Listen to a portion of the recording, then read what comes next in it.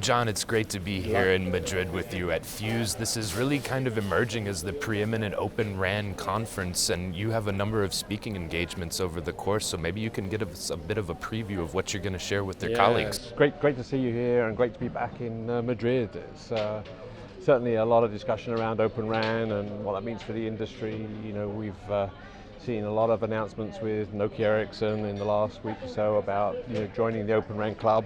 We talk a bit about what that means. I think there's still a lot of people questioning Open RAN. To be honest, the questioning should really be stopped, and we're now focused at how do we scale the industry. It's a technology change, a business change in the industry, and I think the next couple of days are going to be very interesting in terms of seeing how people really see it and what's really going on versus some of the articles that we read in some of the press articles that are out there. So zoom in a little bit on those market dynamics. I think it's fair to say radio historically a scale business, but if we think conceptually about Open RAN, the idea is diversification of suppliers. So what's the balance and what are you seeing? Yeah, if you go back to the fundamentals of Open RAN, it's all about vendor choice and interoperability of components against defined specifications. And we've seen I think it's over 125 different vendors now in the ecosystem, all having their part to play, and investing R&D dollars to make this happen.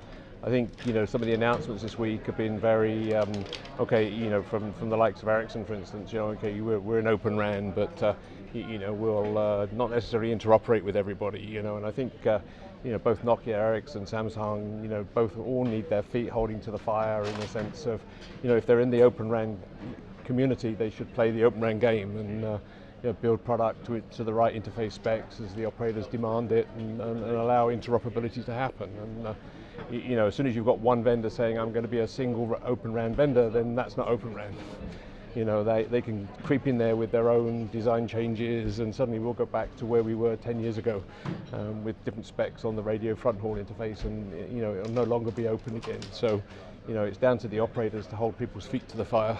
To follow up on your comment about specifications, maybe give us a little bit of an update on some of the work items you're seeing go through O-RAN Alliance and what's standing out to you. Yeah, so the big debate that's been going on almost for a year now is about the next stage on the front haul spec to handle massive MIMO antennas. And there's some specific edge cases where performance of massive MIMO antennas can be improved by putting the equalization function actually into the radio rather than in the DU.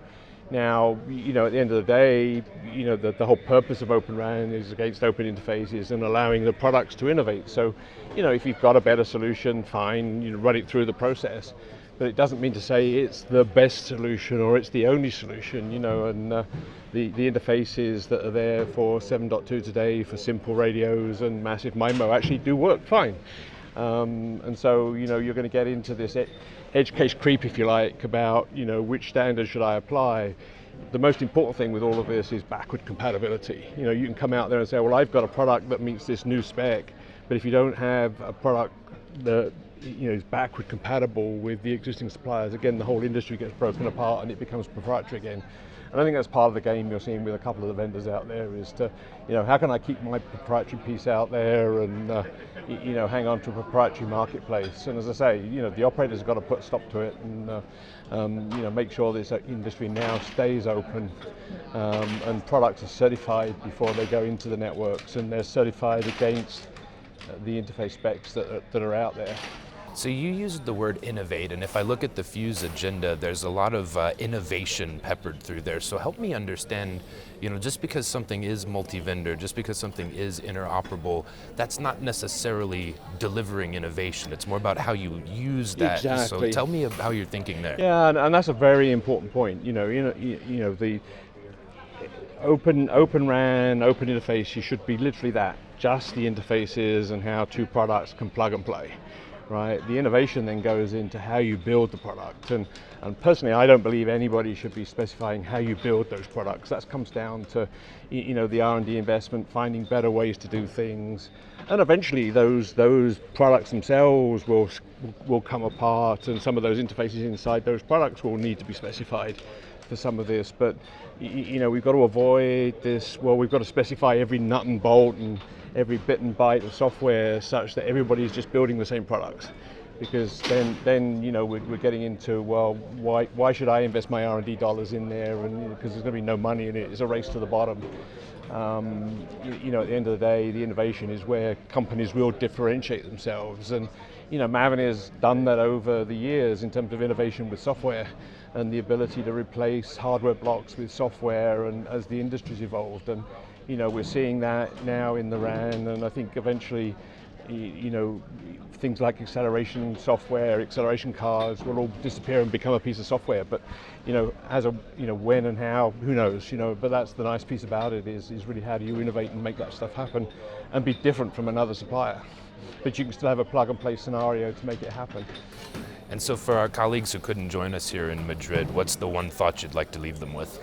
No, I think Open RAN is happening. Open RAN is scaling. Albeit slowly. Don't rely on what you read in some of these pointed articles. I think there's a lot of work to do on the analyst front in terms of collecting information from 130 suppliers rather than 6 suppliers. The whole ecosystem has changed sort of overnight with these Open RAN deployments that have gone on. So, be careful what you read. Put some careful judgment in there, but Open RAN is here to stay. John, always a pleasure. Thank you for the time. Likewise.